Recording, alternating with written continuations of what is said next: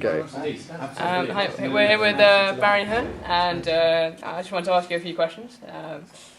Firstly, I mean, obviously you've dealt with quite a lot of sports during your time as sports promoter. I was wondering whether perhaps when you were back in the school days, were you quite an all rounder at sports? Or? I was an all rounder. I tried everything. Without being particularly good at anything. I was gold medal in enthusiasm and less than bronze medal in ability. It got to the stage in the end where I went through everything from shot put to pole vault to distance running without winning. And I was so determined to win, I entered, the last spot I entered was the 1 mile sprint walk. And I entered it because no one else had. Trained religiously, won all the divisionals and the South Counties, got to the county championships, won that, went on to the Southern England finals and was disqualified passing the line for lifting because I was trying so hard to win, I didn't want to come second. And that was the highlight of my life, which was actually nothing in sporting terms. So yes, lots of enthusiasm, lots of passion, but regretfully, no ability at all. Oh, that's not too bad. Seeing as you're quite successful at the moment without doing any sport. But so and also I was quite interested about the well, obviously you've taken interest in the BDO, and you've wanted to kind of bring it together with the PDC. What's the kind of motive behind that? Well, it's easy. I think there's two things. Firstly, I don't like there being two so-called World Championships. I think it confuses people. Yeah. And I think the BDO World Championships is actually capable of prosecution under the Trade Descriptions Act, because I don't think it's a World Championship at all. So rather than do that, I'd like to take that over and make it into a World Open or wherever, but a different name. Okay. That will increase my brand value of my World Championships and still maintain that. But secondly, the one interesting thing about the British Darts Organisation, as an amateur body, they don't invest in the youth of tomorrow.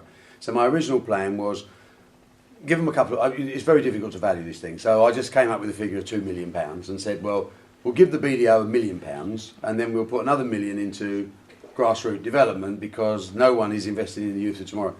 When my offer was turned down, then I decided to do it myself. So I formed a youth tour and I'm investing my money in that way. You mustn't be complacent in sport. We have a great brand with the PDC darts. We have the best characters, the best players, but that's today. What worries me is the legacy of what we leave for tomorrow. So therefore I have to invest.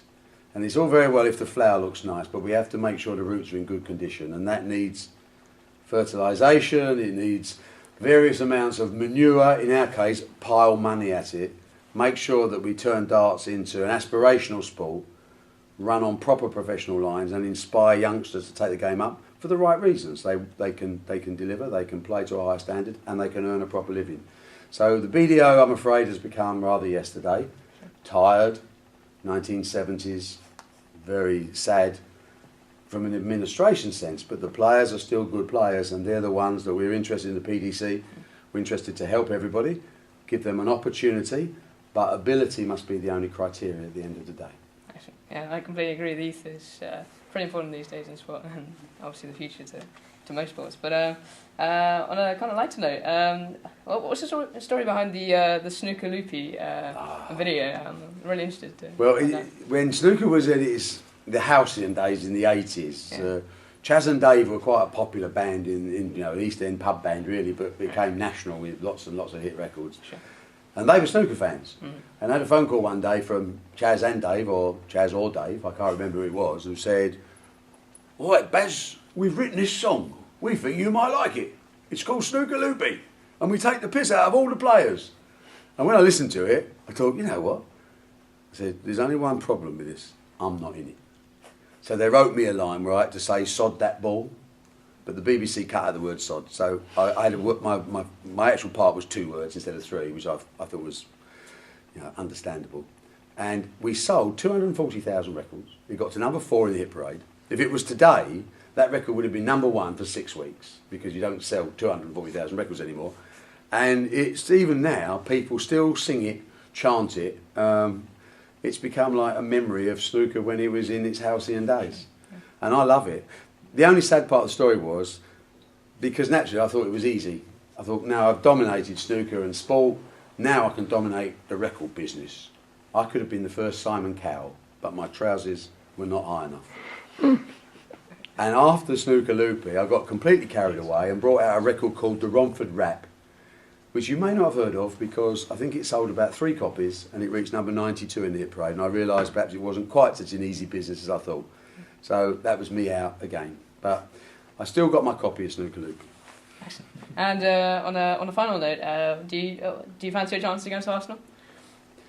In a strange, bizarre way, I think that there are moments of drama waiting in sport to happen. Yeah. And I'm also very fatalistic in my approach to life and to sport, that certain things are ordained to happen. Now, there is no way you can fancy Leyton Orient to be even Arsenal's 4th team. That's a fact. They are brilliant world-class players.